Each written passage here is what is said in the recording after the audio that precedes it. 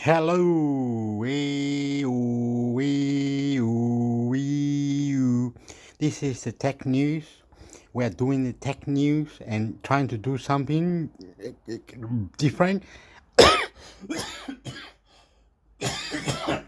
While I die. Jake!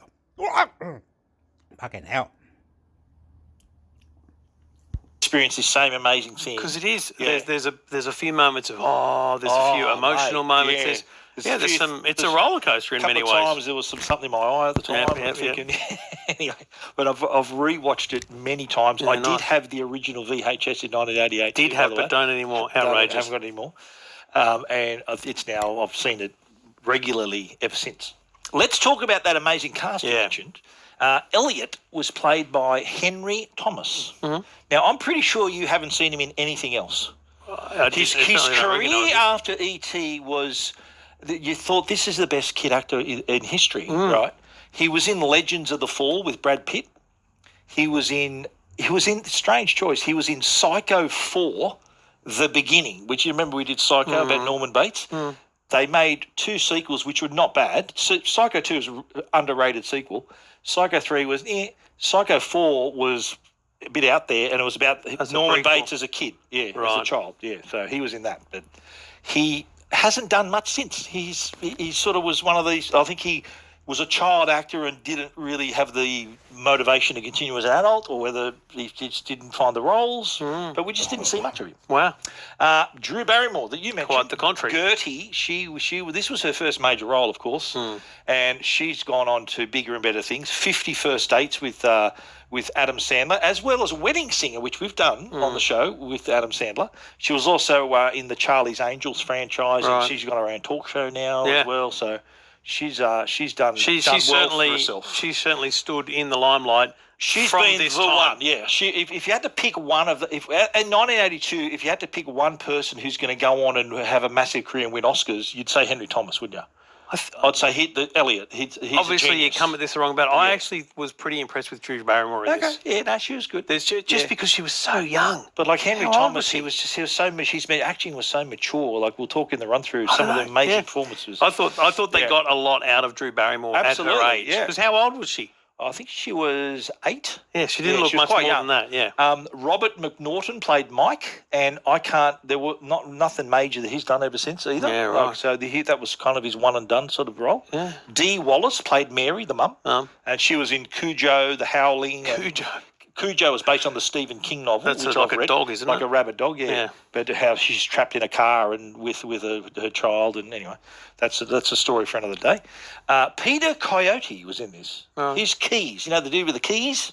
That's his character's name. They don't name him. And so, just to be clear, is he the guy that's there at the end? Yes. Right. Okay. Yes. Yeah, because I never really put that together. But Keys anyway. is the Keys dude. And I refer to him as Keys dude during the run. Keys dude. Yeah.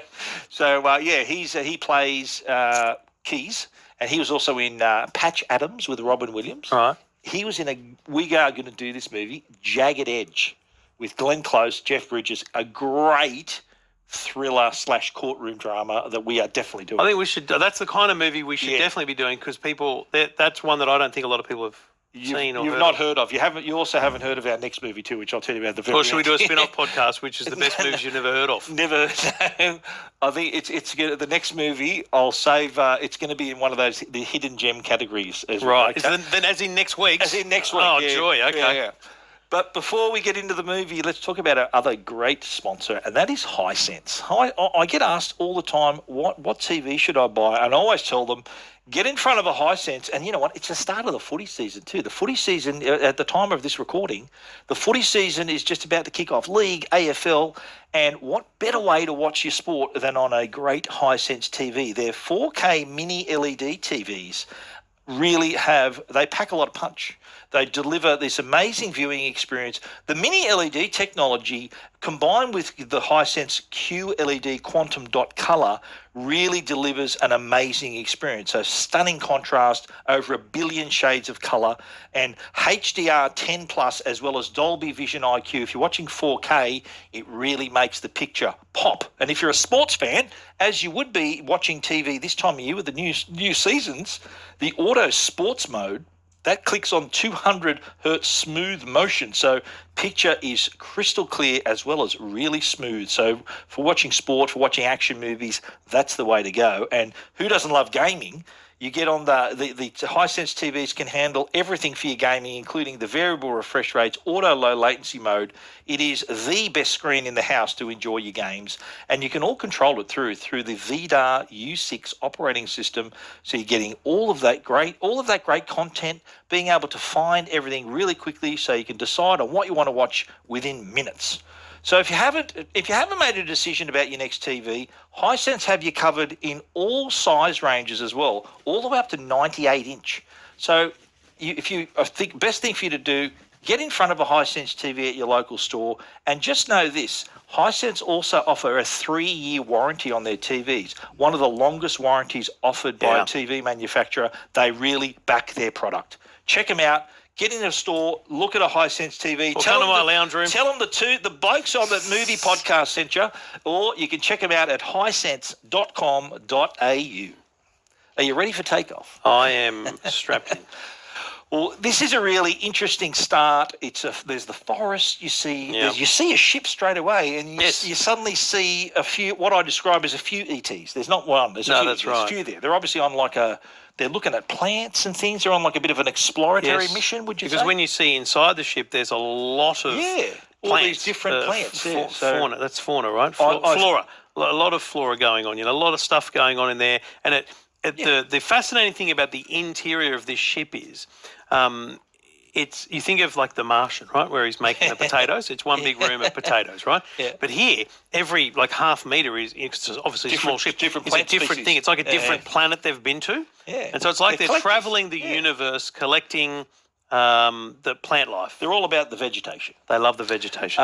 And here's a bit that I like though. Remember at the start where there's like a little check back that all their hearts glow at the same time. They stop and they go, the hearts glow. I'm thinking it's like a communication. That's like we're all good. We're all here. Yeah, it's like someone on a two-way road again. You got me. You got me. Check 1 2. That's the ET. When you're boarding a plane and the pilot or someone obviously says to all the hostesses, stand at the door and tell me you're good. That's what they're doing. Cross-check. That's right. Cross-check. Cross-check.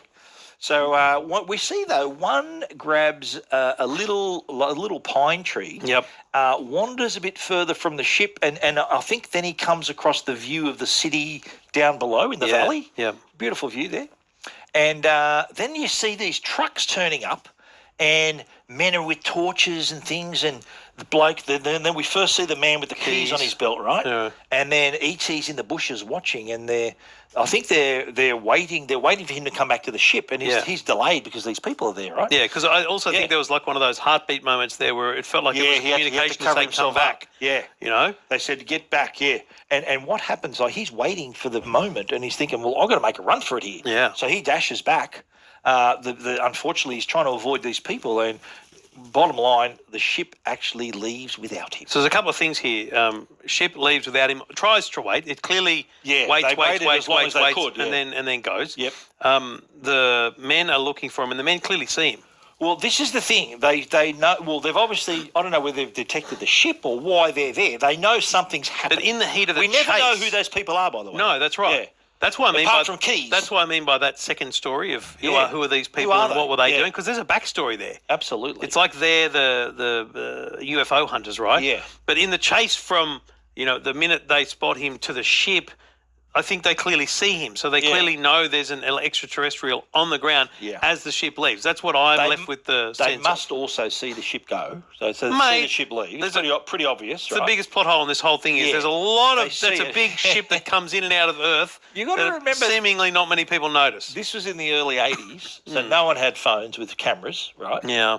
A camera wasn't something you just had with you. Yeah. So I reckon you could, if this was set in 2023, you're thinking, hang on a minute, you're going to be seen. But let's give him a pass on that one. Yeah. Anyway, poor old ET, he's been left behind, and then you see him walking down towards the city lights. Yep.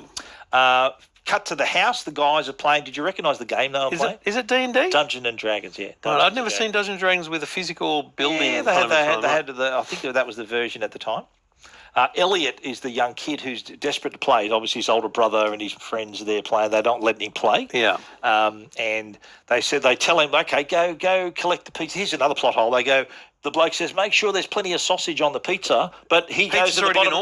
Pizza's already ordered. He goes and picks it up anyway. I'm thinking, is this kid riding to the bloody pizza shop at night? What? He gets to the bottom of the driveway, meets the pizza driver, and I'm thinking, what's he asking for extra pepperoni there? Does he have a little cutting board at the truck? Yeah. Okay, glad you noticed that. Yeah, I did notice that. As he's coming back to the house, though, he hears something in the yard, and it's coming from the back shed Little shed out the back. Yeah. And here's a great bit. He throws the ball in, and then the ball's thrown back out to him, and he panics and runs inside. Loses his mind. Yeah, but... All right. Where's the pizza? Mom, there's some out there. It's in the tool shed. It threw the ball at me. Nobody go out there. So what do? They all go out there. You guys stay right here. One of them grabs a knife. We'll check it out. And put those knives back. Okay, Elliot. So they've all headed outside, armed with knives. Yeah, big knives too. What exactly did you see? Bit of a throwback. It's scary. There's nothing in here. The gate's open. Look at these. There's like tracks on the ground. Yeah. Coyotes come back again, Mom. Okay, party's over. Everybody back inside now. Hurry up. So it's good because there's a little bit of support for the kid in that. You know, it's like, okay, there is something out here. Yeah. It does. So if that's the older brother, he's like, you know, he's not menacing his little brother. He's saying, no, there's probably a coyote out here. So it's kind of in some way validating it, but not entirely. They see the pizza on the ground too. Not it's happy. all trampled. And then I think Mum goes, who let you order pizza? And then Elliot goes, him. He just gives him straight up the guy, one of his mates. But did you see, though, at the very end of this scing, you know, where they were looking in the shed? You see E.T.'s hand on the edge of the door sort of coming out. Around. Yeah. So Just, that was it. just read the mother. Yeah. I mean, what's she wearing with teenage boys around? What was It's like she's in a nightie. Really? Yeah. I thought she had a skirt on. No. Really? No, in this scene... Did she just come home from somewhere? No, in this scene, it's like she's just got out of the shower and she's getting ready for bed. Really? And I'm thinking, there's teenage boys here. What are you doing? Because I'm telling you also... I didn't notice Isn't there a bit... Or maybe I noticed too much. Wasn't there a bit in this first scene where she's like stacking the dishwasher or something and one of the boys is basically going to tap her on the bum? Oh. I'm telling you, that there's a little bit of weirdness there. I need to watch this again. You rewatch. I'll watch it. Rewatch. Excuse to watch it even more. Yeah. Later that night, Elliot, still awake, and he decides he's going to go outside to investigate with his torch. And he shines the torch in the bushes and sees more footprints. And this, to me, is like they're on the... This is the weird part I don't get, is it's a city view from the hill. Yep. But this house... Yeah, it's obviously at the bottom of the hill. Yeah, but this house is like on a cornfield. Like, what the hell is this? Not quite. I think it's sort of there's the tall grass. Mate, that's not tall grass. It's not a mate. cornfield. That's not tall grass. He follows the prints into the bush. Not what I wrote there. He follows the prints into the bush, and he sees this actually was a bit scary for a 14-year-old in the theatre when he shines it and he goes, "Meh," and then he sees it. They scream at each other. And he runs away. Garbage. I love the shot, and this is typical Spielberg. You see E.T. runs away, and then you see all the swings moving around and the garbage that's rolled down the hill. It took me a millisecond to go, oh, this is a shot of the aftermath of him running through. Yeah. Again, all the swings moving. Mini plot holey kind of situation here, but E.T. never moves that fast again in the movie. So how the hell did he get so far ahead of the kid and make all the swings move? I mean, it's a bit... Yeah, you got to remember what happens later on where he loses his strength the further the ship gets away from him. So here he was still pretty strong. Okay. You know, he also had ability to fly later on, so maybe he actually flew away. Mate, he's got and make things float as well, as we'll discover. The next day, Elliot's on his bike and he goes to the forest and decides he's going to try to lure it back out. It's obviously run... He sort of tried to work out where it went. So he scatters candy in the forest, but what does he see? There's a man there looking with a torch, looking for clues. So that's our other. The second time we've seen this same person. The keys. And you see E.T. is in the bushes, sort of looking on, thinking, "Hang on, this other guy's after me. This little kid saw me." So we don't know what the poor old E.T.'s thinking. Yeah. At dinner, they're discussing what are they going to wear for Halloween, and the talk then drifts towards the goblin that E.T. allegedly saw. What are you going as for Halloween? I'm not going to stupid Halloween. Why don't you go as a goblin? Shut up. It's not that we don't believe you, honey. Well, it was real, I swear. What are you going as, Gerd? I'm going as a cowgirl. So, what else is new? Maybe it was an iguana. It was no iguana. Maybe you know how they say there are alligators in the sewers? Alligators in the sewers. You should repeat All it. we're trying to say is maybe you just probably imagined it. I couldn't have imagined it. Maybe it was a pervert or deformed kid or A something. deformed kid. That is one of the funny, cutest moments. She's just repeating stuff. She's a genius. It's brilliant. And this is a bit, and this is kind of there's a couple of references to the dad. Yeah. So obviously she's a Well, I single think, but mum. again, this is a Yeah. nice little quick exposition because Yeah. they're sitting around the table. You're thinking, where is the dad? And then there's a talk of the dad's. He's like, you should just call No, your dad. he says, "Oh, Dad would have believed me." And he goes, she said, "Why don't you call why him?" don't you call him? And Yeah. he says he's in Mexico with Sally. And then Mum loses her mind because obviously that's a reference And to his new girlfriend. the big brother gives him a bit of a talking to, saying, "Oh, think about other people but yourself." And Yeah, and the that's big brother, obviously it's a really sensitive. nice defensive of his mum there. The big brother notices that she's upset about this. So But it's this nice. is a typical trademark of a Spielberg movie, sort of a one-parent family, and Oh, really? there's a lot of his movies where there's that family dynamic is not how it should be. Okay. There's a single parent battling along on their own. She also says at the end of that scene, "If you see it, we'll get someone to take it away." That's what you're left with. Anyway, Elliot is out sitting on the little lounge in the backyard, waiting with his torch. He's fallen asleep, and then a sound wakes him up. And who does he see? E.T.'s right He's there. He's standing. This is a really cool moment because Yeah. you'd think he's going to scream, but what he does is he goes. He can't. He's frozen. It's like his eh? voice is He says, constricted. "Michael," he can't And he's talk. trying to call Mum and Michael, but he can't. Yeah. So that's a really cool little start to their little call out, relationship. yeah. But what he does, he comes up and he drops Reese's Pieces in front of him. Right in front of him. Okay, now Yep. get this. Okay, the filmmakers, right, offered. They wanted it to be M&M's for E.T. Yeah. The Mars company Said no. said no. You're in the end. The reason why they obviously were pitched the story and they were showing pictures of the alien, and their reason was that they were worried that E.T. was so ugly that he would frighten children. So they said, no thanks. They passed. Reese's Pieces said, bloody oath, we'll do it. And they were used instead. And as you would imagine, sales of went Reese's Pieces through the roof. Wow. I didn't even know Reese's Pieces had those little they were sort Skittle of the style. M&M sort of, Yeah, Skittle I know style. Reese's Pieces is a very different thing, but then Reese's Pieces, I thought, has like peanut butter in it. yeah, I thought it was a little yeah. So they Reese's must have Pieces must have I think there's candy. a Reese's candy. It might just be a Reese's candy. Right, Yeah. there you go. Well, they got the jump, mate. And it was, I initially thought they were M&Ms when I was. I saw from the Yeah, packet that it was the orange Reese's packet. Yeah. But then I couldn't work out what he was dropping. I like before doing the research for the show, I assumed it was M&Ms Right. because the orange packet, the sort of the gold, not Mate. orange packet, it's the gold is the peanut M&Ms. Eh? Yeah, and I assumed they were M&Ms, and Come on. got it wrong. There was no M on any one of them. Oh, there you go. You watched it in 4K, no doubt. So yeah, it was good work for Reese's But Pieces. this is that moment where E.T.'s dropped the candy, and so that's Elliot's way of going. Wait, so you did follow my path? Like this is how you got back and everything. Well, remember he did that in the forest. It's a real connection. And then on the blanket when he was sitting in the backyard, he put all the pieces he left behind on the That's blanket. right. Remember? Yeah. So gets him in the house, shuts the door, and I love this bit where E.T. is imitating everything he does. He's scratching his nose. E.T. does the same, and you're thinking, oh, it's quite childlike. But what is it like? He's in his bedroom, and then Elliot just sort of backs off. He's so tired, he sort of walks back to the chair and falls asleep in the chair. Yeah. Next morning, men looking in the forest, they are looking, Keys dude is there as well. Yeah.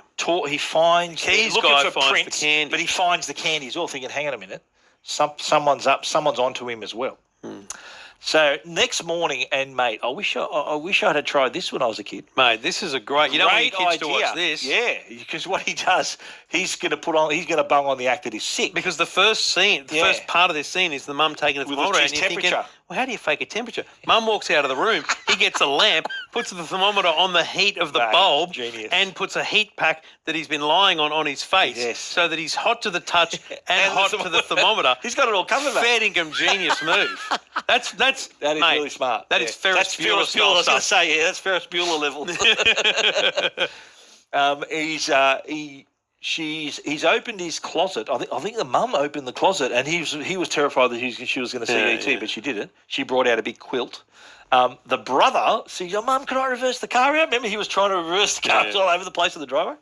The mum gets out the quilt and she says, "Okay, no TV for you." But see, the interesting thing about the car is you're thinking, what was the point of that? And it's not until later in the movie you realise it's a really important thing to know that he's not a good driver. He's learning how to drive. That's right. Yeah. But, of course, that pays off later on. Yeah. Once everyone's gone, Elliot brings E.T. out of the closet, and this is their first little conversation. Do you talk? You know, talk? Me, human. Boy. Elliot.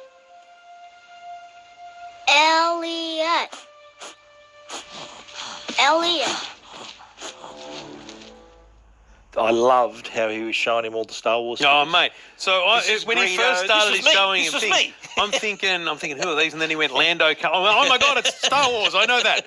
That was the only one I recognised. It was after Empire Strikes Back, but before Return of the Jedi. So Empire was the most previous movie. So movie trivia stuff, are they from the same, what do they call, movie studio? Studio? This is Universal. This is a really good... Universal Studios, but hat tip to just modern society. It's trying to make it very clear this is a modern young boy. Yeah, that's exactly right. Cool. So E.T. was Universal, Star Wars was distributed through 20th Century Fox, so Lucasfilm through Fox. He's then sort of showing him the candy, the money, and I like how he shows him a little car and he tries to eat it. I could have sworn he was going to eat the fish. Like the whole time, I thought he was going to grab the fish. That's just every moment I thought that was going to happen. And I think he says, he asks him, "Are you hungry?" Oh, this is a funny bit too. When he opens the door, the dog barks at him and he shits himself. He loses his mind. Yeah. But he then brings food to E.T., and you see him moving around a little bit. Just so you know, the full body puppetry of E.T., you know, whenever you see him walking by himself, was done by a stunt man that was less than 3 feet tall. So here's the thing, and you may go into this, but I assumed there was the full body with a real person, like that. Yes. I assume there's a close-up head model, animatronic. Yep. And then there's a hand. So whenever he reaches in, I think there's a glove-style human hand. Yes, there is. But the scenes later in the kitchen were done using a 12-year-old boy who was born without legs, but could walk on his hands. That's who they got to do those scenes in the kitchen. So it's 12-year-old boy. And I think there was a... later in the kitchen when the mum's there? Yeah, later in the kitchen. So I can remember when Elliot's at school, remember when he's hobbling around drunk in the kitchen later? I think that kid, who's now, he'd be in his 40s now, was on the Today Show, or Today Extra. I remember he did an interview about it, 40 years later. Wow. Yeah. Anyway, after school, Mike comes home and he says, "How you feeling, faker?" He sort of knew he faked it. Yeah. And Elliot says, "I've got something to show you." Now, swear it. The most excellent promise you can make. Swear as my only brother on our lives. Don't get so heavy, I swear. Okay, stand over there, and you'd better take off your shoulder pads. What? You might scare him. And close your eyes. Don't push it, Elliot. I'm not coming out there until your eyes are closed. Okay, they're closed. I'm just gonna kill you. Okay, swear it one more time. I have absolute Absolute power.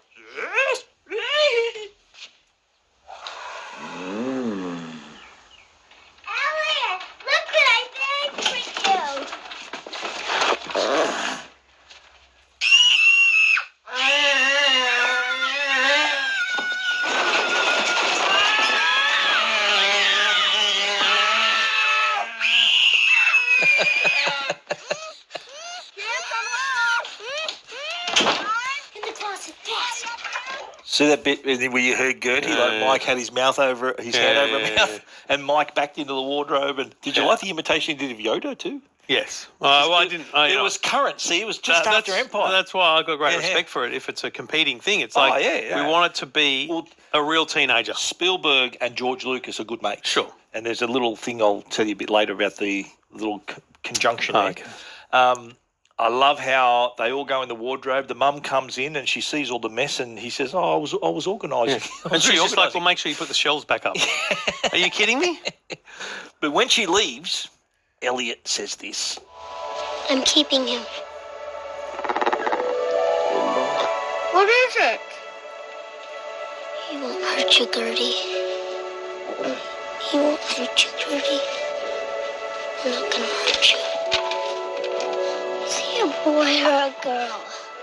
He's a boy.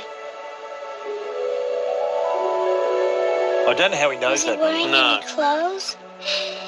No. But look, you can't tell. Not even Mom. Why not? Because grown-ups can't see him. Only little kids can see him. Give me a break. Hear that little line? Give me a break. She ad-libbed that. She said, "Give me a break," as if, like, who are you talking about? It's very funny. Well, how mature is that acting? Like, mate. I like how all the questions she was asking was, is it a boy or a girl? I don't know how they could tell. And was he wearing any clothes? That was quite funny, I thought. Meanwhile, in the hills, the investigators are there now. There's cameras, Geiger counters, and Keys Dude is there again. So they're circling. Meanwhile, at the house, the dog is at Elliot's door, and the mother's wondering what's going on. And the Gertie walks past. She says, "I'm just going to play in Elliot's room." And remember, she puts the plant in the trolley. Remember, she's like pulling the trolley out. Yeah. And they go in there. E.T.'s eating, and they're speculating on what he might be. Is he a pig? He sure eats like one. That's a good line. But then they ask. They said they're showing They're the trying to atlas, understand they're where he's from. We're here. They show Earth. Poor Elliot's got a Solar map of America, and he's going to, and then he goes, "Hang on a minute, and the big brother goes, "Let's use a globe," and then he turns to a book which has a solar system in it, and E.T. does this thing with like Play-Doh, and he builds these these little planets, balls, we think, and makes them elevate above the book. Incredible. But I think before that, I love Gertie's other line. I don't like his feet. She's just staring at his feet while this is going on. Very funny. When he arranges those objects, they all float in the air. Yeah. But then Elliot screams for some reason. And it's only from multiple watches that I'm picking up little things here. Elliot screams, the objects fall, and the brother says, "What is it?" He says, "I don't know, but it's something scary."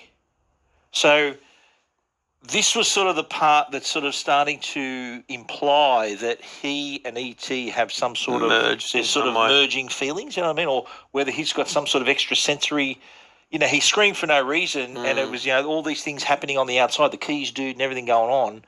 I often wonder, is that something a little that's been underplayed in the movie, whether he's got this extrasensory sort of thing happening, right? Whether it's just because E.T. made friends with him, or whether it's something that Elliot has a gift about something. We never know.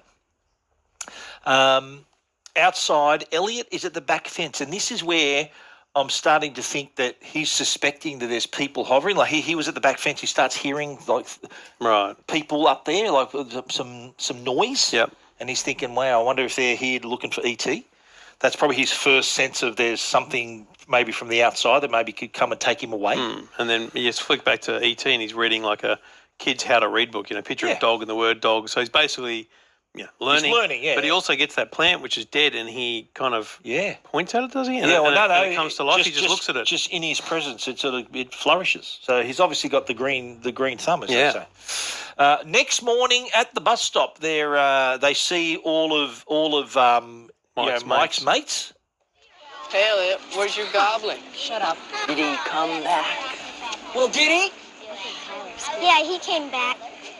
But he's not a goblin. He's a spaceman. Oh, as an extraterrestrial. Where's he from? Uranus? Get it? Uranus? He doesn't get it, Ty. Get it? Uranus? Can we just talk for a I moment? think that was the first time I ever heard someone make that joke. Really? Yeah. Can we talk for a moment about that kid's headphones? Yeah. Massive, aren't they? Early They 80s, are, mate. but Early they 80s. obviously It was a radio. They were an all-in-one. It was radio and. I think it might have been more than radio. I don't know what it was going on. Was it a tape big deck in enough it? for a tape? No, that big was enough, huge. It was big enough to have it. Yeah, I remember those. I remember those as a kid. No, that's weird, man. Yeah, radio built into the headphones. I don't have a problem with the radio built into the Bluetooth, I don't headphones. think was invented. E.T.'s home.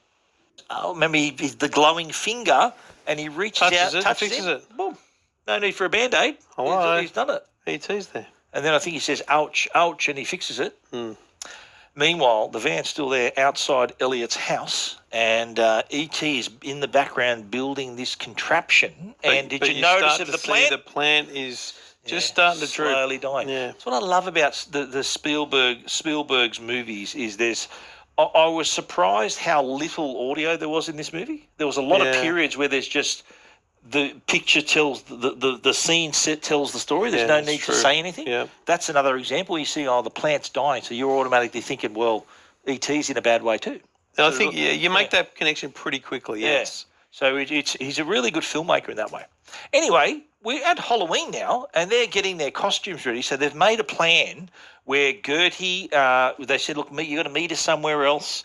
They dress up E.T. as the ghost that the mum thinks Gertie's going to be. So she thinks Gertie's under that blanket, under the sheet. And so they can sneak him out. They've got his contraption, I think, in Elliot's backpack. Yeah.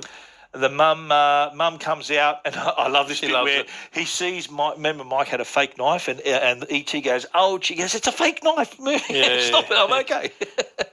And she goes, "Oh, you all look great." And I love how she takes a picture, and E.T. falls over. Yeah. Yeah. So they head out, And they're walking down the driveway. The mum says goodbye. Yep. Listen, the mum's a dope because E.T.'s not even the same height as Gertie. You reckon? Gertie never says a word as a ghost. Yeah. I mean, I think Mum would have given her a hug as well. So there's a few issues. Okay, right. In my mind with that scene. Fair enough. I love how this bit is in. The kids are in costumes, and the shot is a lot from E.T.'s point of view. So it's like cool. the eye holes on the camera. You can sort of see it. And there's a lot of different characters you walk past. The Yoda one's the one that I stopped on. That's funny. Because it's the same height as him. A little it's bit taller. alien-like. What he does, he walks up to him and goes, home, home. Just on that, E.T. sees the Yoda costume. This was the inside joke for Spielberg and George Lucas. Okay. Right? In Star Wars Episode 1, there is a scene in the Imperial Senate where there's all these different species, and in one pod are a species of ETs in the Phantom Menace as well. Yeah. It's pretty common here. Though there was in the Galactic Senate, the ET species were represented. After their little trick-or-treating, they meet Gertie, put E.T. in the front basket of the bike, and off he goes into the forest. Now, this was obviously Mike and Gertie had to go home again, so Elliot was on his own here. Well, I think originally, no, they were going to meet him back there. So the idea was meet us back here. Right. But don't be late. Yeah, because he ends up being late. Fast forward a little bit, Mum comes home and the kids aren't. None of the kids are there. So I think the boy, the old Mike and Gertie, are meant to wait for him. Okay. He goes off into the bush. But he rides into the forest. He says, "Look, we can't go any further here." And then suddenly E.T. takes control of the bike. The thing takes off. They're off. Yeah. And it does include that iconic shot riding in front of the moon. Yes. That is now the logo for Spielberg's production company, Amblin Entertainment. Wow. That's the logo of his company now. Yeah. And they have their little crash landing. Cut back to Mum, who's waiting, and I think she was expecting trick-or-treaters, and I think she was blowing out the candles. She's not freaking out at this point, I'll be honest. Not yet. But they're in the forest. E.T.'s contraption is all put together and working. Yeah. The umbrella looks like a satellite dish. The mum, I assume he was driving to look for the kids. We hope so. She leaves and people get out. Like she goes and then some people stop in front of the house and start walking up they head towards the house. Big suitcases. Thinking, hang on, who are these people? Anyway, Elliot's been in the forest waiting with E.T. It is working. I love how he had the rope up to the tree and the tree was triggering the blade to go to tip it around and all that. It's pretty interesting for the early 80s technology there. And he's saying, listen, we have to go. It's late. E.T.'s looking sick. Elliot's coughing as well. Did you notice he was pretty struggling as well? He points to his heart and he says, ouch. You know, he's sorry, he can't do anything more there. But Elliot tells him this. I could be happy here. I could take care of you. I wouldn't let anybody hurt you. We could grow up together, E.T. Oh, cute. Could grow up together. It's not till the next morning where the sun's risen, E.T.'s gone, Elliot's asleep still in the forest. Cut back to home, Mum's talking to the police, police asking how was he dressed, did he run away? And they mentioned the fact that the separation wasn't easy. And they also mentioned the separation is quite recent. Yeah. And then what happens? Elliot just turns up. He's just standing there. The kids move and he's standing there. Yeah. And the mum sees that he's not looking the best. He's pretty sick. And then he says to Mike, he goes, is he here? And then he says, no, you have to find him. He says he's in the clearing, and it tells him that. So it tells him where he was. Yeah. Elliot's at home. Mike bolts out on his bike, goes to look for him. And you see there's a car in the background. Is he being followed? I'm thinking, I didn't notice that the previous time I watched him. Oh, my God, yes. There's someone there following him. He's having to evade a blue sedan. And then he gets, that's right, he cuts through the houses. He's calling out for him, sees the contraption, then sees the sheet stuck on a fence. He goes, okay, he must have gone in that direction. Then did you see him in the canal? Just laying there, the poor bloke, near a raccoon who's right next to him as well. Remember the helicopter was coming around as well? So he covers him with a sheet. Which wouldn't have been majorly obvious to a helicopter, but anyway. That's right. But the next scene is the mum coming home, and they say to her, look, you just got to come with me. Mike says, Mum, they've got E.T. home. He's in the house. They've got to show Mum. Mom, won't you come with me? What is it? Mary, just come with me. Michael, what? Mom, remember the goblin? Michael, what are you talking about? Just swear the most excellent promise you can make. Michael.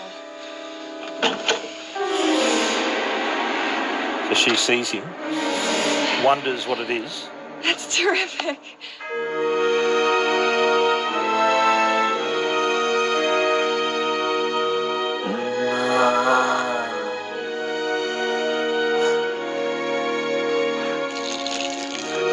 He drops the coffee.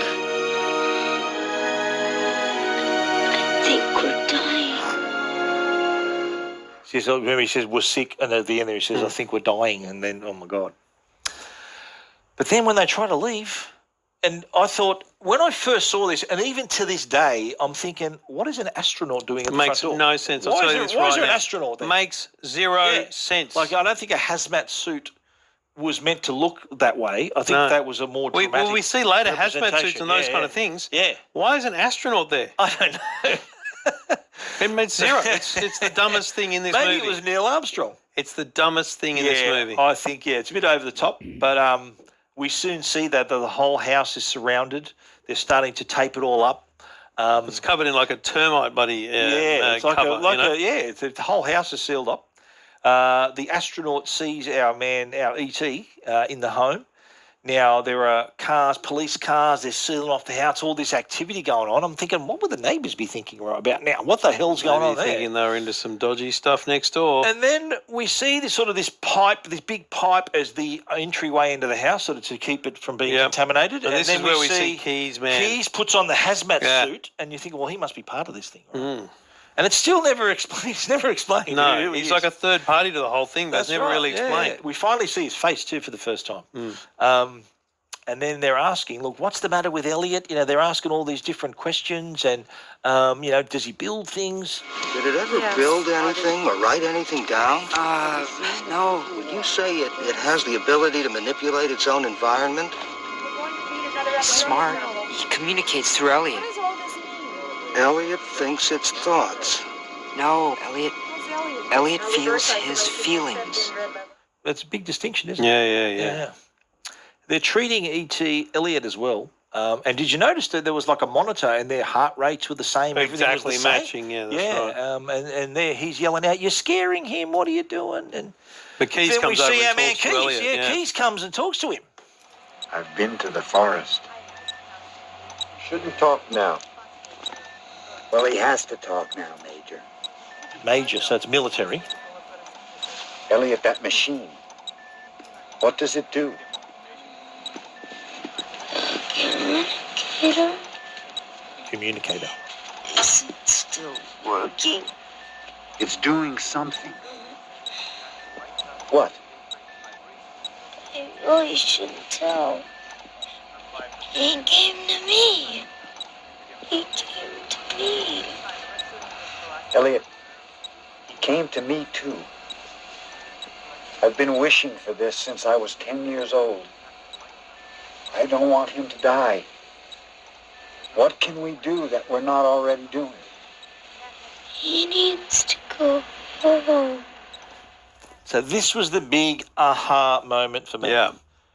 This Keys dude, when he was 10, saw, whether it's this ET or this species of alien, he saw them as well. Yeah. So he's been, What would he so be now, essentially- 40, 50? Yeah, he essentially was Elliot as a kid. Yeah. Saw this thing, but obviously didn't go to the trouble that Elliot did to get its attention. Well, he probably saw it, and I don't know whether one of them came to, like as Yeah. you said. And if you look too, And it also paints the picture that he's been battling his whole life. yeah, In the same way that Elliot was for just 24 hours, saying, Yeah. it is real, I did see it. Yeah. He spent his whole life being that kid. if you look closely too, just before he starts talking to Elliot, E.T. and Keys, if you look close enough, there's like almost a recognition between them. Yeah. You got to really look for that. Yeah. So he explains. Look, he wasn't left intentionally. He tries to explain. Elliot, I don't think that he was left here intentionally. But his being here is a miracle, Elliot. It's a miracle. And you did the best that anybody could do. I'm glad he met you first. That was nice. But here's the point where the desynchronization starts to happen, where E.T. and Elliot starts to feel better, E.T. starts to feel worse. E.T. Yes, talks to him and says, look, like as if to say, look, he's almost resigned his fate. So, look, I'm dead, I'm dying, but I'll be right But there's here. no thing that happens or thing they do that separates them. It's basically like E.T. It's pushed his him power. away. It's yes. his power, yeah. Yeah. And he says, I'll be right here. I think Elliot says to him, I'll be right here. That's sort of a key line we'll hear later and he says, stay. You can hear him say, the boy's coming back, but we're losing E.T. Yeah. Right? You're thinking, oh, God. At this point in the theatre, we're all bawling our eyes out, right, thinking he's dying. Mike is in the room sort of sitting where E.T. used to stay. He falls asleep and he wakes up to see the plant dying. That's the bit where I was infected with some sort of hay feverish eye issues. So E.T., remember, he flatlines, he dies. Yeah, And they even get out the bloody paddles and the whole CPR, thing. Yep. and Elliot's watching in absolute tears, right? Here's the interesting part of this, right? All the people in that scene were real doctors and real nurses. Wow. They brought them in because they wanted real emergency room staff.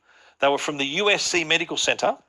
They were told to treat E.T. like he was a human patient, just to have that genuine, real emergency room sort of feel. Yeah. And everything they're saying is sort of, it's not, you don't have to teach an actor. They don't have to teach an actor to do it. These are people who, that's what they do. Wow. So I reckon that gave that some realism. I agree, yeah. That was awesome. And he said, Spielberg thought if you're trying to teach an actor to do that, to try to get their mouth around the medical dialogue, it wouldn't have sounded as real. Yeah. So good work there. Outside, you know that now that E.T.'s died, they're packing up. There is a crowd outside, including Mike's friends on their bikes. Mm-hmm. But they know, well, geez, something's happening here. We're thinking, what the hell's going on? Now, inside, the doctor, as they do in these emergency room cases, look, I'm calling it. We're going to pack it up. His time of death and all this sort of thing. They turn off all the machines. I think I think Elliot's standing there and Keys comes up and sort of does the dignified thing and closes his eyes, like he's died, and he closes his eyes shut. But then they wheel in like a cryogenics box. Yeah, like a little casket for him. But it's clearly not a casket. It's clearly a because they talk. You hear a bit of chatter in the earlier scene about cryogenics, so they're going to preserve him, put him on ice. Well, mate, he's an alien. They're going to study him, aren't they? That's right. I think there was even bits where Elliot refers to the fact, you're just going to cut him up and cut him open. And This was a really nice bit where Key says, "Oh, you want to spend some time alone with him?" And they leave the room and they respect that. And E.T.'s looking through the glass and he's sort of breathing and it's sort of fogging up the glass. And he's really heartfelt little moment where he is sharing what he thinks is the last time he's ever going to see him. E.T. I love you. Now, it's at this point where, there is definitely something in my eye. And in the cinema, it was all you could hear was everyone just sobbing, right? Yeah, you hear a lot of women go, "Ooh," and you hear a lot of blokes going, trying to hold it back. Yep. But I remember you had to look really closely. As he closes the lid of that casket, and you see this little light, and you're thinking, hang on a minute. Elliot walks away, and as he's walking away, he sees the plant getting better. Yes. And you're thinking, what the hell? He goes back and unzips the bag. E.T. phone home.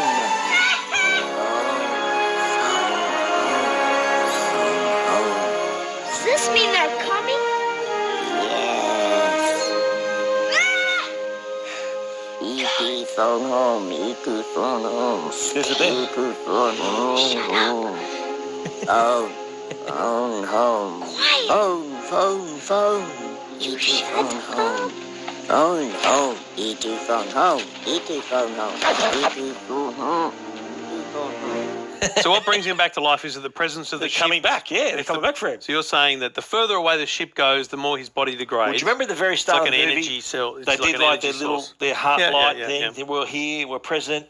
The ship, the further separation that he has, I don't think it's from their physical ship. I think it's from his species. Yeah. From his own kind. Yeah. That's the difference, I think. And now they're coming back.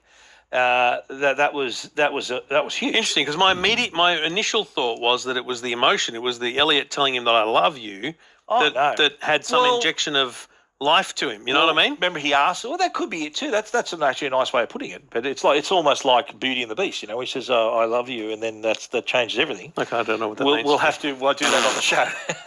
Sorry, when you say Beauty and the Beast, I think it's Stan Marning and a bunch of angry women. No, that's a story straight up. We'll definitely do Beauty and the Beast, and not the redo real life. We'll do the original animated movie. Okay. But that's I've never considered that before. But because he asked the fact, does this mean they're coming? They're coming. Yeah, that's right. So that's what I assumed it to be. Sense. And I love the bit when he shuts the casket again and they come back in and he pretends to be crying just to keep out of there. But then he tells Mike, I love how he sort of from far away, he tells Mike he's alive and Mike jumps up and hits his head. And so he goes, okay, they're making plans on what the next movie is, right? Yeah.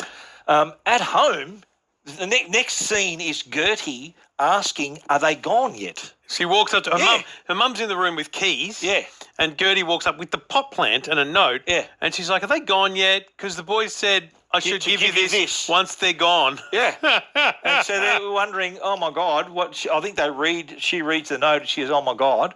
Outside, Elliot's running down the pipe to the truck that's holding E.T. Mike's in the driver's seat. And as we saw before, he hadn't driven a car before. He's wearing a hazmat suit.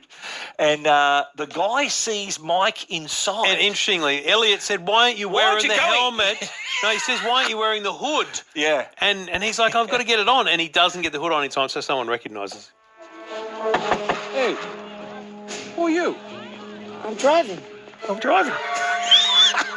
Open the door, son. There's a guy out here. What do I do? Well, what are you waiting for? Let's go! Well, let's get out of here, Michael! I've never driven forward before!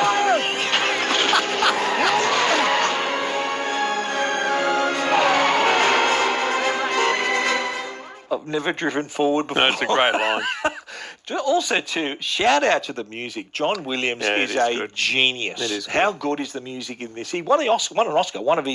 I think he's won 5 Oscars. It's one of his 5 Oscars. He's been nominated like 55 times or something. That was one of his wins. I love, too, when Mike's driving past, he tells his friends, get the bikes, meet us at the playground, remember? So they're heading up. They drive off. And meanwhile, I think Elliot's taking all the pegs that's holding on them. There's 2 guys in that pipe. They dragged him away. Yep. So they're trying to get their balance. He's ripping out the pegs that can separate it. Back at home, the mum's in the car, And Gertie, she just blurts out. Where are you going? To the spaceship. Spaceship. To the spaceship. To the moon. Meanwhile, the mum's trying to pull her back in the car. He obviously gets in with them. I think so. Because he turns up with them later on, yeah, doesn't that's right. he? He does, yeah. They pull the last peg on the pipe. The pipe comes loose with the guys inside. Police cars are on the chase too. They arrive at the playground. Now, here's the thing. The van drives in, right? The guys are there with the bikes, and there's all this sort of steam or almost like dry ice sort of thing coming out of the back of the thing. And they see E.T. draped in it was kind of a very biblical sort of form. Did you think that? It was sort of very biblical. Yeah. There's all this sort of smoke around him, and he's got the sheet around him, very Jesus-like with his glowing heart. Draped in the sheet. They find the empty van, so the authorities turn up, and the authorities turn up very late. They do a little, but they didn't know where they were going though. They were following them on the roads behind a kid that's never driven forward. This is leaving all of that aside. This is the bike chase, which is awesome. Pretty full. If you look closely, the kid riding the bike is obviously not Elliot. It's like the Tony Hawk of BMX riding, you know. That's right. It's the world champion BMX rider who's riding like a genius too, with E.T. on the front. I kind of wish I knew the name of that Aussie that went for the BMX at the Olympics because he's got his own place, you know. Oh, man. Anyway, that kid. Yeah, but that was a great chase move. They ride through the houses and they're riding over the hills. They're going through the construction sites and they go, let's split up. I love this bit where the guy goes, oh, we made it. And the bloke goes, and lunges out from just off screen. And here's the thing, right? They see this blockade forming ahead of them. And they're thinking, oh, God, we're here. And then I love how the camera is on Elliot. It goes, boom, in one time, in on him on another. There is this. And then that three close-ups on him. I noticed that progression. That was a great little shot. And then what does E.T. do? Makes the bikes fly. Yeah. Boom. And that was, again, the music comes up and in the theatre, we're cheering on our feet when this happened, right? They're heading into the forest. They all land. Did you love how they all land in one line? Like, they all really cool. In the forest, they find the machine again. They see this light, sort of descending through the trees, and it's the ship. It's returned. I think E.T. says, oh, home, lands right in front of him. Mum arrives with Gertie and Keys. You were right. Gertie comes up and says her goodbye. I just wanted to say goodbye. Doesn't know goodbye.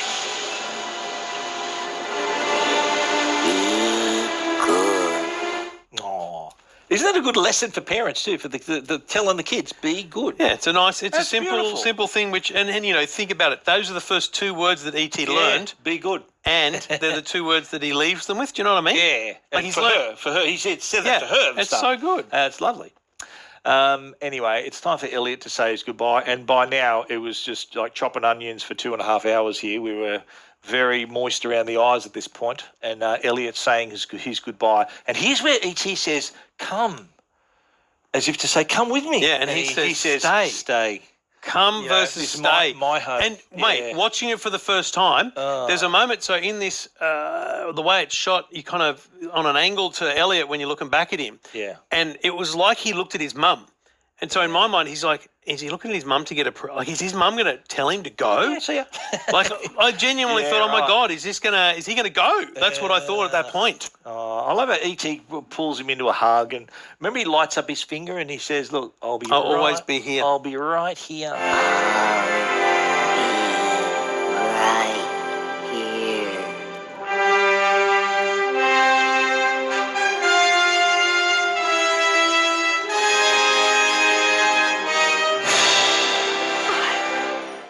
That was lovely. Lovely. Because it's the same thing Elliot said when he was dying. Yeah, so good. Anyway, he walks on the ship and you see how that circular little hatch closes and they're off the ship. They're all just witnessing the ship take off. Did you like how it took off and left a little rainbow behind it? Yeah, Did you notice that bit? Very lovely. Wasn't that a lovely touch?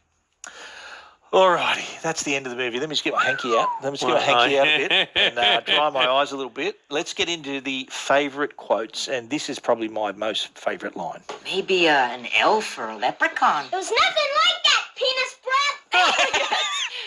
Because the mum laughs. laughs. Yeah, the mother goes, Elliot. Well, when Elliot issues that insult, He didn't. I think No that was one else knew? improvised. No one knew. Dee Wallace, who played the mum, never expected it. Which is why she laughed. Her laugh at the end was like shock, real shock. Yeah, because that's what a mother would do. If any parent listening knows, when your kid says something funny that's also rude, and you need to be naughty, you kind of laugh and you go, but that's it might be funny, but you can't say that kind of thing. Yeah, genuine reaction there.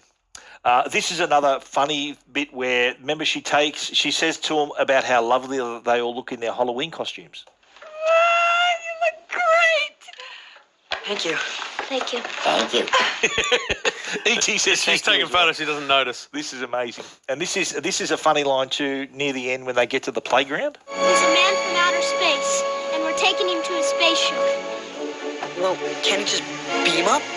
This is reality, Greg. Can't he just beam up? You know what? Not a bad question to ask, though, because look at all the stuff he can do. He can make bikes fly, can make stuff happen. That wouldn't be an unreasonable question. Although the kid wouldn't have had any idea that. Although he hadn't had the ride on the bike yet. Oh, okay, true. So anyway, how did that happen? I know we've exposed a few plot holes here. When E.T.'s in the kitchen, I'm always, every time I watch this, he's literally a metre away from the mum. How doesn't the mum see him? Like, come on. But is it true then? Remember when Elliot says to Gertie, grown-ups can't see him? Well, certainly not true, but I think it was just choreographed in such a way that it was made to intend that she was a busy mum in a rush and, basically just ignored both. Yeah. Listen, I'm more worried about the mess she ignored. Mate, if there's a speck of dust in our house, my wife's like, why didn't anyone clean this up? What's going on there? This bothers me too every time I watch it. This is a mistake where when E.T.'s walking, remember he's Halloween, and he's got the sheet on, the camera is seeing through two holes, yet when you see him, one hole's here and the other hole's down here. It's a bit askew. It's a bit out. Yeah, that always bothers me. It's a bit OCD of me to always, that always bothers me. You're a simple man. Things you might not know, a few here. E.T.'s face was modelled after poet Carl Sandburg, Albert Einstein, and a pug dog. I'm pretty sure none of those people or creatures would be happy with that. Albert Einstein, he sort of had those big, sort of similar eyes to Albert Einstein. Anyway. It's the ugliest creature ever. Do you remember when Gertie says, is he a boy or a girl? Yeah. Steven Spielberg is on record saying that E.T. was a plant-like creature and was neither male nor female. Oh, Spielberg's the early pronoun man. It's they, them. He was woke in the early 80s. It's a they, E.T.'s a they, them. E.T.'s voice was provided by a woman named Pat Welsh. Not the guy from Channel 7 Sports guy. This is an elderly woman who lived in Marin County in San Francisco. Apparently, she smoked 2 packs a day, so it gave her voice a raspy quality that Ben Burt, who was the sound genius on Star Wars, worked on this as well. She spent 9.5 hours recording all of her lines and everything. She was paid the princely sum of $380. What? For all that work she did to provide E.T.'s voice. $380. He also recorded, Ben Burt recorded 16 other people to help create his voice and his screams and stuff. They included, would you believe, the actress Deborah Winger. She was in An Officer and a Gentleman. He recorded his sleeping wife who had a cold. He recorded a burp from a film professor, and as well as raccoons and sea otters and horses to combine all those sounds. Just like Chewbacca's scream is a combination of 5 different creatures, right? As you would have known. Oh, totally. Here's the thing, right? Remember how early 80s video games were starting to take off? Everything about this movie a success, except the game. Really? The Atari video game was one of the biggest and commercial failures in video game history. Was terrible. It led to thousands of unsold cartridges being buried in a landfill. They just couldn't sell them. Couldn't sell them. They were terrible. That'd be worth a bomb now, I reckon. That'd be valuable now. It was just a crap game. Rubbish game. Good movie doesn't always mean a good game. Yeah. Steven Spielberg spent $100,000 on the 20th anniversary re-release of the movie. He did a bit of a George Lucas here. Oh. He came back, and this was released theatrically and on DVD. He made some small CGI enhancements of the puppet. so to make it look a bit better. And in the scene, do you remember when they're escaping from the FBI? And I don't know what that was. Remember we had the blockade? The FBI, he changed the FBI. He digitally replaced their rifles with walkie-talkies, right?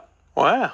So when that was part of the re-release, but in 2011, he changed his mind and there were no more digital alterations, so that it went back to them holding rifles again. Yeah, because mine had rifles. Yeah, rifles. But there are versions, I've got it, where they're holding walkie-talkies instead of rifles. Wow. Yeah, so E.T. also provided... You're a Neil Diamond fan? Yeah. You know his song Heartlight? No. It was inspired by E.T. Really? Oh, Because of of course. Heartlight. Yeah, Yeah. there you go. The songwriters paid the studio a sum of money for the use of the idea from the movie. So they said, do you mind if I write a song based on E.T.'s Heartlight? Wow. So they said, yeah, give us 10,000 and you can write whatever you want. Boom. I don't know if that's the actual amount. Here's the thing. Remember I was telling you about the release on VHS? Spielberg refused to let Universal Pictures release the film on videotape. He said, after its long theatrical run, he says it'll cheapen the legacy of the movie. And you know what? Universal said, okay then, if you feel that way, good as gold, we respect it. Wow. Today they would say, yeah, good on you, we're releasing it as soon as we can. We'll put it on Netflix, champ. Yeah, that's right. So the decision, though, to wait, because it didn't come out on video till 1988. Wow. The movie came out in 82. 6 years later, it first came out on VHS. Wow. The money they missed out on. Because VHS tapes were just starting to come out, right? Yeah, VHSs.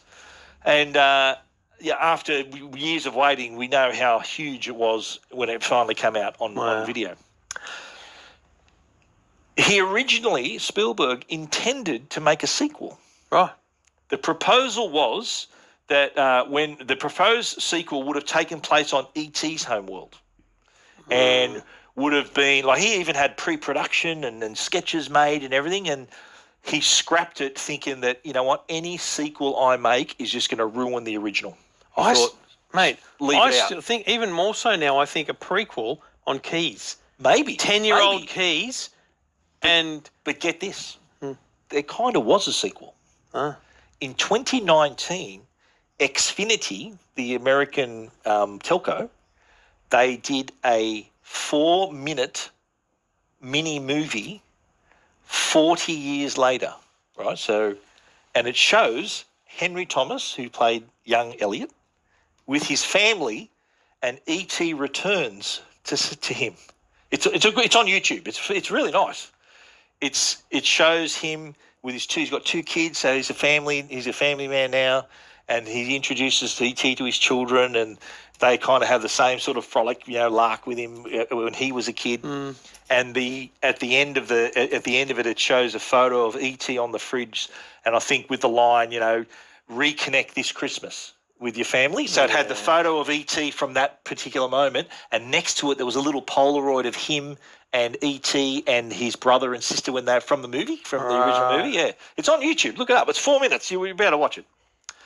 Did you notice most of the film was shot? Remember, you said at the very start, you love how this is told from the kid's perspective. Yeah. That is literally what he did. He shot it angles at the eye level of a child. Genius. To further connect with Elliot and E.T. Yeah. He also shot the film, because he's dealing with child actors here, right? Shot the film in chronological order. You know what? It's interesting you say that, because I was thinking to myself, to get the emotion from a young Drew Barrymore, to get reactions, to get ad-lib style things, you really do need her to understand the story. Yeah. It's brilliant. Yeah, all the emotional responses, apparently, from that last scene were genuine, crying, thinking it's finished now. That's a good point. Yeah. It's never stated clearly where Elliot and his family, we know it's California, but apparently if you look closely on the license plates, it appears to be in northeastern California near Lake Tahoe is where they live. Right, okay. Now, here's another one, right? Robert McNaughton, who played Mike, the brother, he was interviewed on Yahoo Movies, and he explained that the original ending was different. The original ending involved a game of Dungeons and Dragons. Now, I'm quoting him from the interview. The last scene in the movie wasn't supposed to be the scene that ends up in the movie. The last scene was going to be all of us playing Dungeons and Dragons again, except this time Elliot is the dungeon master because he was the one that found E.T. He sort of got in with the group, and that was supposed to be the final scene. It was in the script and everything, and then we would pan up to the roof and you'd see the communicator and it's still working. In other words, Elliot is still in touch with E.T. But they apparently did the score, the music and everything, and they saw how after the spaceship took off at the end, they thought, well, that's the end of the movie, really, isn't it? So having this other scene. So it sounds to me like an incentive for a sequel, right? Maybe. But what I would have said was, you keep that and you make that the first 2 minutes of a sequel. I don't reckon. Like, the scene, obviously, the original script had, okay, let's watch the spaceship take off, and then to bookend the movie, remember they were playing Dungeons and Dragons at the start, Elliot's in charge, little thing on the roof, he's keeping in touch. They thought it was, let's end it just after they take off with the rainbow. Right thing to do. Yeah. Righto, 3 questions for Trev. Okay, yep. Does Elliot become a media sensation after these events? No. Okay. No, I think his emotions are are more about E.T. more than the story more itself. Than the fame. Mm. Question 2, do the bike kids get charged by the feds? I think someone Did they does, break some laws here? Did they break laws? There were some laws broken, yeah. Okay. Question 3, do Keys and Elliot's mum start a relationship? Great idea. Yeah. That's the sequel, you reckon? Or you reckon the Keys prequel would be better? No, I would definitely do a Keys prequel. Okay. That's good. Well, that's E.T., mate. Give us your wrap-up and your rating. So I enjoyed it. I enjoyed it a lot. It's. I'm going to say it's a 7 out of 10 for me. 7? Yeah, that's a good number. Wow. It's not horrible. Okay. Thought more. Maybe 7.5. Mate, I'll give you a 7.5. I'm a 9. Yeah, it's not a 9 for me. Yeah. It's a 7.5. And I've contacted our man too. I'm going to email him all the ratings that are missing from his website. Excellent. I'm going to fill him in. Excellent. Yeah. It's a good movie. Don't get me wrong, and I genuinely love the. So what's your official? Just for TARDIS, what's your 7.5? Okay, I'm a 9. Wow. Well, why? Okay, so you continue your explanation. Then. I don't know, mate. I'm not. I don't know. I just didn't love it as much as everyone makes it out to be. Good movie, great movie. I loved it. It was all good. I'm attached to it. I got an emotional attachment to this because I was there. I experienced it in the theatre. I understand. Yeah. I've had this emotional attachment to it. This is how you rate it when you don't have an emotional attachment. I remember showing it to my kids as well, and they had the exact same reaction that I did in the theatre. Yeah, right. So that's why it endeared itself to me even more. Should we talk about next week? Well, I'm oblivious to what's happening. Next week is a movie called Men of Honor, released in the year 2000. Starring Robert De Niro and Cuba Gooding Jr. Now, as I said, this is in my hidden gem category. Right. Now, the background of the movie is the military. Is it military? I was going to say, yeah.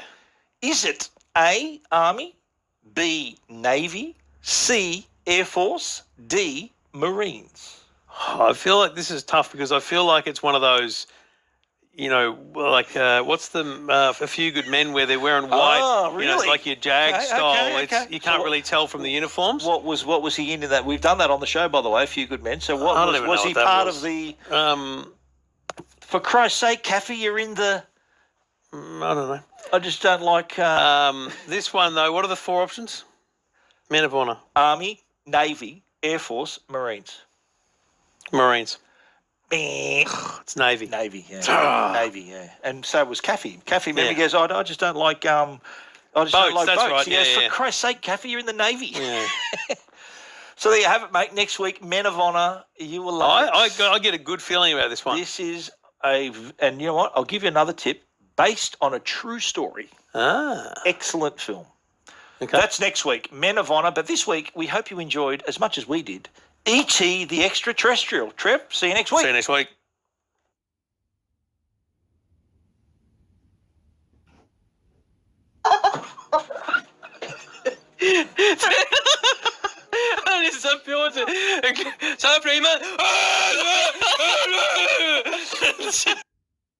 He does that all the time, eh? He goes to this French one, and the French, they do all this crazy stuff, eh? He does it all the time. He's like Ghost Rider, man. it does it. So I'm gonna cut it for this episode. But that was it. Cartoon story and New Sense and Fun. They've got a lot of good stuff, these people. But oh yeah, let's do since we are here, let's do SBS on the money.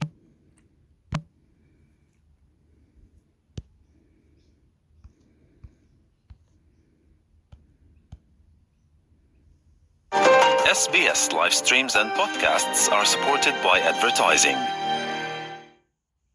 Why do people want to be at work? To feel heard, appreciated, part of something, and to know there's a career path for everyone.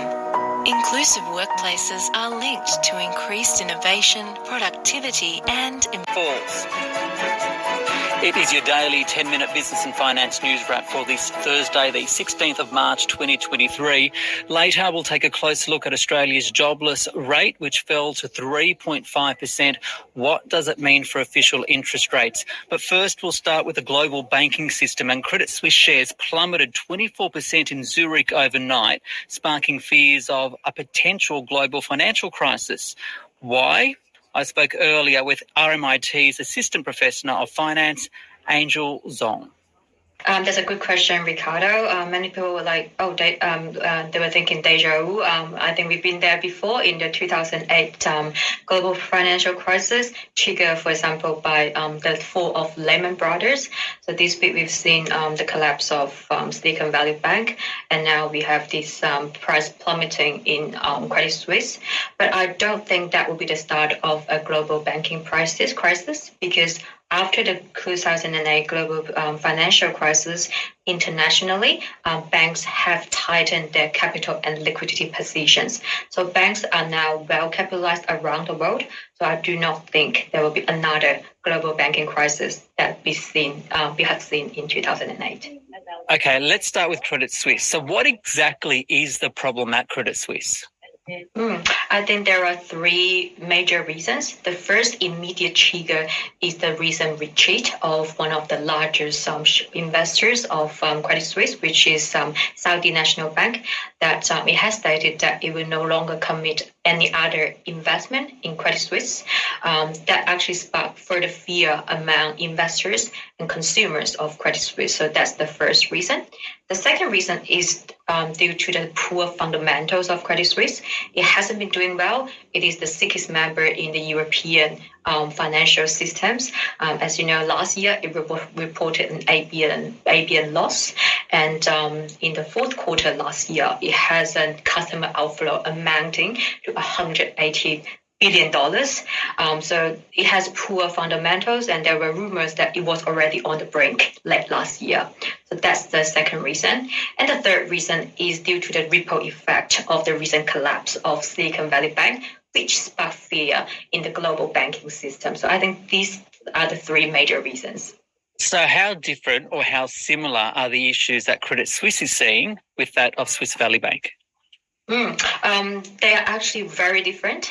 So Silicon Valley Bank is really like a regional bank with a heavy concentration on a particular sector, which is tech sector.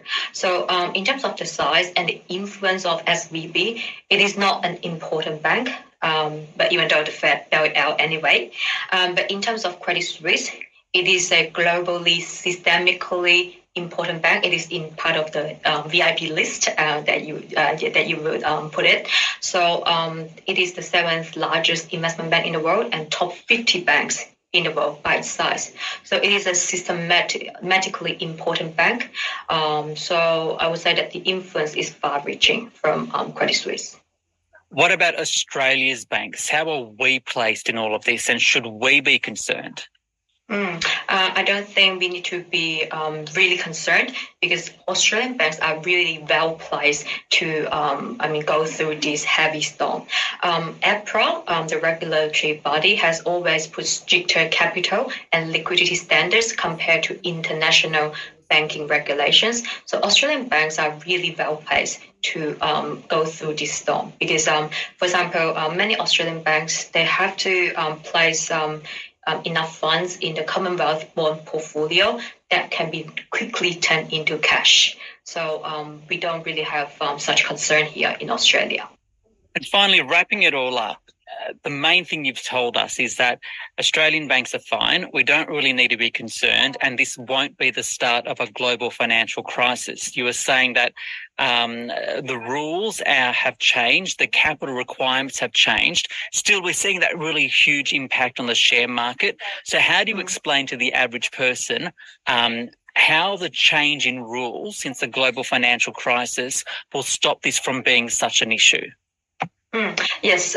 So in terms of the share market, I would say in the short run, we will see a lot of price change, a lot of changes in price and significant volatility in the share market. But given that banks are required to hold a significant amount of cash in their liquidity pool, that means when banks are in trouble after making some stupid mistakes, because of the rule is in place, they have that liquidity, the short-term liquidity in place to help them to go through any storms. That's the way we put it.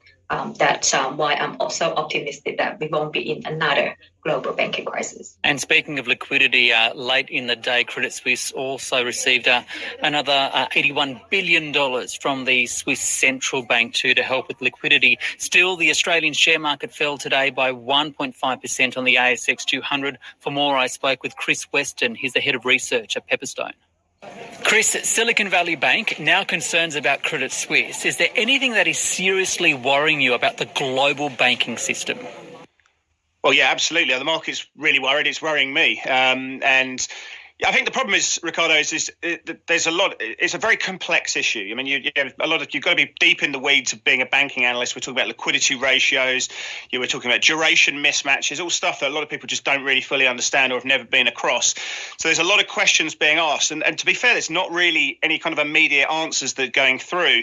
And this is going to be something that the ECB and the Federal Reserve are going to have to cherry pick at the moment. Is trying to model a potential contagion effect, potential deposit runs, what the knock-on effects are going to be. It's very difficult to do, and I think in that situation when we can't price risk in equity markets or an asset class very well, of course, the propensity to sell becomes that much higher. So, trying to understand how this ends, that's what we're trying to do at the moment. Unfortunately, it's not particularly clear answers and coming through. One of the good things is that we have just seen Credit Suisse being offered some liquidity, so 50 billion Swiss francs of liquidity from the Swiss National Bank. It was expected, but certainly that's making it look like we're getting a slightly brighter open to European markets today.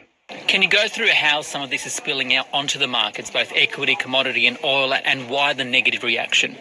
Well, I think oil it's a really interesting one because it's certainly impacting the energy stocks here locally and the material stocks are getting impacted. But there's a supply and a demand side of that equilibrium. And from a supply perspective, of course, we've seen the International Energy Agency saying that we're going to see a surplus coming through in the crude market this year because Russia are effectively producing more than was previously anticipated. But there's also a demand situation. And what's going to happen from the banks is we are going to see further regulations coming through. We're going to see depositors effectively being asked to pay higher prices, but because of the regulation that's going to come through, you're going to see much more prudent lending. You're going to be seeing a situation where there's going to be an economic hit to the high regulations and the more conservative nature of the banking system going forward. And of course, that's lowering the perception of demand. So what you've therefore seen is commodity prices like copper, like crude, like some of the base metals coming under pressure, and that's weighing on the ASX materials energy sector today. They're getting hit pretty badly there.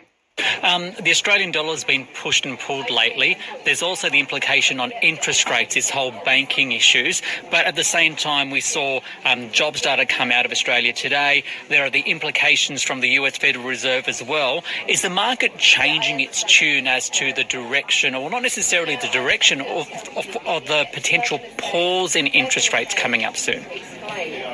I think there's two factors there. So I think there's the interest side of things, and I think the market is fairly convinced now that we're done. The RBA are done here. In fact, going through to the end of the year in terms of interest rate pricing, they're sort of toying with the idea that we could actually get a 25 basis point cut gradually throughout the year. The market is firmly of that belief. But I think that's the same across the world now. The markets are pricing in the Fed could go on an extended pause with rate cuts this year, and some of the other central banks in that same situation. So I think really what's driving the Australian dollar at these levels now is just its sensitivity to what we call risk proxies. And as equity markets have been falling, as credit spreads have been widening, you've seen the Australian dollar correlate quite nicely to that sentiment that's been coming through. So I think interest rates but play less of a factor in the Australian dollar, unless you're playing it against something like the New Zealand dollar, which is obviously very correlated to. But when you're playing it against the US dollar, it's very much just a risk on, risk off kind of scenario playing through. So if equities fall, the Australian dollar is going to break through 66 cents. And I think that's kind of where we're looking at the moment. Final question. Obviously, there's been a bit of a hit to investor sentiment over the past week. What will it take for it to turn around? Well, investors seek clarity. The uncertainty is what causes people to hedge. It's what causes people to step away, and there's really not really buyers. And of course, it's very easy to move markets under just the sheer ferocity of selling we've been seeing. But I think you've seen such aggressive volatility playing through in bond markets, in interest rate markets, and FX markets, and also equity markets to an extent. I think you'd like to see some calmness coming through. And I think you've got to ask yourself, where's that going to come from? It's either going to come from the banks themselves, who are going to really try and go reach out to the market that their capital adequacies are in good place, that their depositors are not going anywhere, and they're not going to necessarily have to raise money on these factors. But secondly, from the central banks themselves, to give us that calmness that they are looking at the banking sector very, very closely, but not in too much of a worrying capacity. If we see them pausing from rate hikes, but showing a really negative tone, I think that could be quite worrying for the market. So there's a balance that needs to be found. But ultimately, the market wants clarity. They want answers to these situations around the banking crisis. And that once we start getting those answers, then we can start, seeing a bit less volatility in the market. That is Chris Weston there from Pepperstone. There was another important piece of economic data to come through today. That is the unemployment rate, the jobless rate for the month of February falling from 3.7 to 3.5%, more than 64,000 jobs created last month. So what does that mean for interest rates? For more, I spoke earlier with Diana Messina. She's a senior economist at AMP Capital. Well, the RBA has said recently in March that it was considering, or will consider, a pause because it's already done so many rate rises that it's time to consider when we don't need any more rate rises. And also the data of the past few months has disappointed. If talking about employment growth, apart from today's figures, wages growth was disappointing. There are some signs that the labour market is weakening at the margins, even though we do still have very low unemployment rate. It's hard to see the strength continuing in the labour force. So I do think that there are signs that the labour market is weakening. Along with, now we have all these potential liquidity risks in markets and contagion risks in global markets that we don't know the full impacts of, that could potentially lead to the Fed pausing at its March meeting. And the RBA will also take that into its considerations, because those financial contagion impacts from US or from Europe can hit Australia as well. And obviously they already are, because they're leading to lower outcomes in our equity markets. The share market has fallen over the past few days. At the same time, we think that the retail sales figures for February will disappoint, and that the February monthly consumer price data will also be weaker than what the consensus is expecting, and that will lead to the RBA pausing in April. Okay, looking at the employment report, the jobless rate falling to 3.5%, how would you describe the labour market right now? Look, the labour market is still clearly in a very strong position. The unemployment rate is at a 48-year low. Labour market underutilisation, which is measuring the slack in the labour market, is at very low levels as well, the lowest that we've had since the early 80s.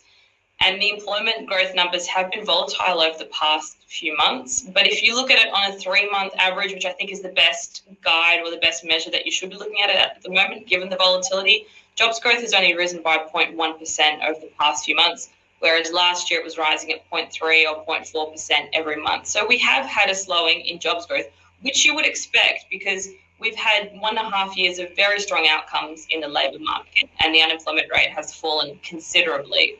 So some slowing was always inevitable, and also the forward-looking indicators of the jobs market are all pointing to a further slowing, but not a crash in the jobs market. So the unemployment rate's not going to rise in a straight line upwards, but we do think that it will rise over the next 12 months. So it's currently at 3.5%. We see it going to just over 4%, but on a 12-month period. Finally, we saw some migration numbers come out yesterday. What role are migrants currently playing in the jobs market, and what are the implications? The story around migration and the arrival back of those immigrants into Australia, both short-term and permanent, is actually very important to the labour force. So the way that the ABS calculate employment and the way that they put together the employment survey, they don't actually account for people who are in Australia for less than 12 months. So there were some issues around that during the pandemic when the borders were closed. Some people were saying that the labour force figures looked artificially too high because we weren't including everyone.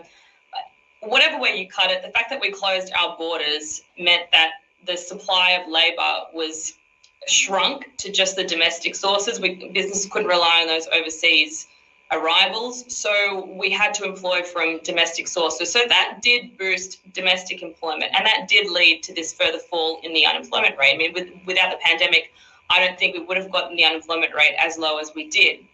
So now that migration is coming back in a pretty big way, especially for permanent long-term arrivals, those are pretty much back to where they were before the pandemic. Short-term arrivals still have some way to increase, but those short-term arrivals are mainly people who come for holidays or for education. They're not necessarily the ones that are in the labour force in a big way.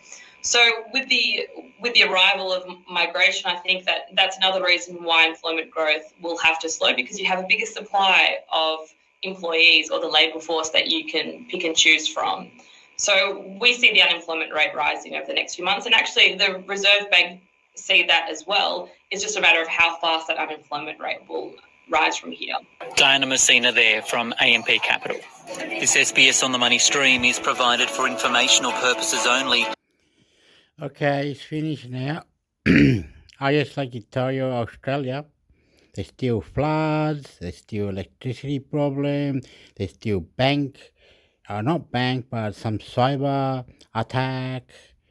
We got China problem, we got Ukraine problem, there's protests about Ukraine, there's a guy called Aussie Cossack on YouTube, there's heaps of people, others complaining, some good, some bad, but we're still waiting for this Amazon to build an Amazon building or whatever in Australia, or whatever you want to do, America.